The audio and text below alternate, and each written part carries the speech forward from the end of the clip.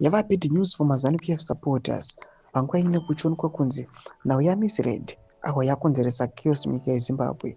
Miss-Red after panguva ino yevarana mapos aiwa paStereo FM yavo panguva ino kuchionekwa kunzi Fadzai Maire achiva Zimbabwean of the Year zvakatriga zvikabata aiwa zvigananda especially aiwa vakomana vemuZANU-PF. Sarapinda mashoko kubuda panguva ino kuchionekwa kunzi most of the people muZimbabwe vakasapota Miss-Red uyo watakaona kunzi vanga vanzi aiwa she must be fired.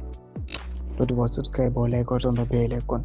Timida paendo ya Lynn Stasia anabudanyira achiti Miss-Red belongs to the system and to the system she shall remain loyal. They had a misunderstanding, but in days to come she will be bootlicking a comfort zone.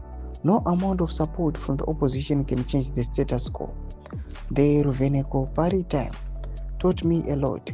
Povo defended here after being fired, only for her to go back to where her bread is buttered. Igaroziva.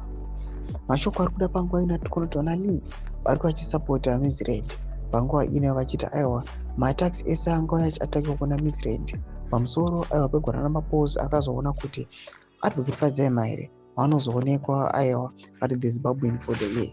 Unonyatsozivikanwa kunzi Advocate Fadzai Maire aiwa kutanga kuna wiki nochivhayo nezvimwe zvigananda zvese nevese varimo aiwa muthe ruling party ZANU-PF especially those who are aligned aiwa ne2030 aiwa havakanotombosangana naAdvocate Fadzai Maire. Ndinozivikanwa kunzi Maire anoaonesa moto.